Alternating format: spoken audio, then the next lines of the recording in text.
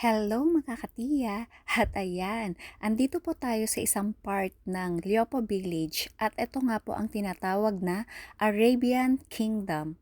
Journey through time and enter the dreamlike city of Arabian Kingdom as if stepping into the legendary tales of Arabian Nights. At ayan nga ho, isa sa rides dito ang Ring of Fire. Ayan, 360-degree rotation.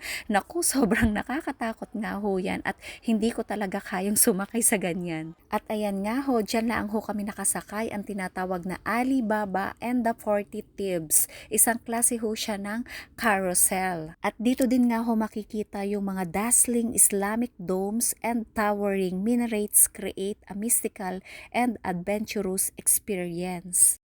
At ayan nga ho, sobrang ganda ho talaga dito at marami nga ho ditong lugar ang magandang mag-picture at mag-video nga kaya talagang sinusulit naman nga ho talaga ng tiya. Ayan, tuwan-tuwa pa nga ho at may pagtalon pa. Ayan, na-excite nga ho ako sa camel at ari nga ho ay aking sasakyan sana kaso pag-akyat ko naman ay hindi naman pala pwede. Talagang mahirap talagang sumakay sa kanya. Ay ganun naman talaga, mahirap sumakay at baka ikay umasa laang.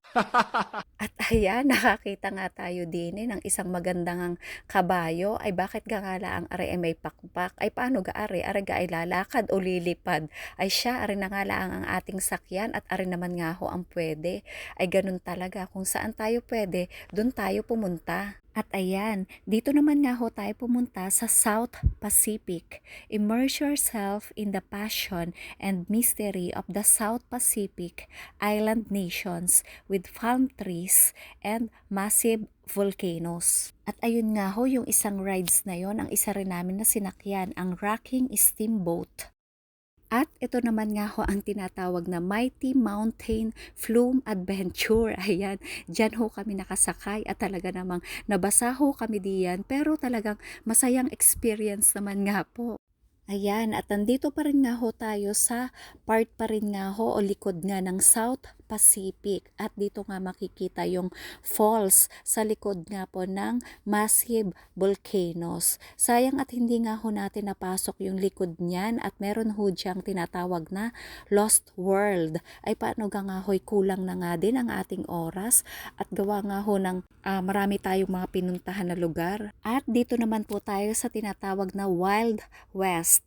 Experience the reenactment of a late 19th century American frontier mining town o tombstone. Every corner and building is filled with a nostalgic and retro Wild West style. Visitors will feel like they are stepping into an American frontier movie. At ayan nga ho, ang ganda din naman nga ho ng lugar din at para ka nga hong nasa Amerika din. At nakakita nga ho ako din ng isang magandang estatwa na pwede ngang magpa-picture. Ito nga ho yung native nila dito. At kalimitan din ho sa lugar na ito, madalas mag-perform ang mga taga rito para mag-entertain at saka maglibang, magsagawa ng mga sayaw at mga iba't ibang mga activities dito sa lugar na ito sa Wild West. At ayan, ari nga pala ho ang isa sa rides na tinatawag na Old Oil Well. The thrilling and exciting Old Oil Well stands 6 stories high. Naku, talaga namang nakakahilo nga ho din Ay ikaw ba naman ang pauli-uliin na ganyan itinataas, ibinababa? Ay kaya naman talagang hindi ko ho kayang sakyan ang mga ganyan. Nakakatakot ho at nakakahilo talaga. At ayan, dito naman nga ho tayo sa African Safari.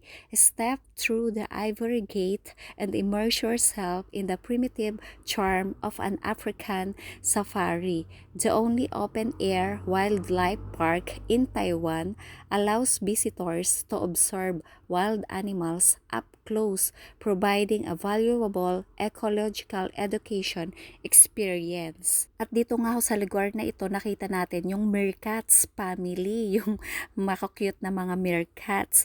At Meron ditong train at saka mga bus na magtutour nga sa atin para makita natin yung mga animals dito sa African Safari. At ayan nga ho, dito pala pwede kayong bumili ng mga souvenirs para maging remembrance nyo na nanggaling kayo dito sa Liopo Village. Ayan, ang cute po talaga ng mga paninda na dito at talaga namang nakakatuwa din talaga. Pwedeng pampasalubong o pwede din sa inyong gamitin. Ayan. At ako nga ho, nagtry pa diyan ng isa nga at ang cute talaga. At ayan nga ho, pagkatapos ng aming Liopo Village ay kami nga ho ay kumain na sa shabu-shabu o hot pot. At after naman nga ho namin kumain ay ayan na nga ho, pauwi na kami at tapos na ang aming one day company tour. Uuwi na ho kami at mga pagod na nga ho ang person.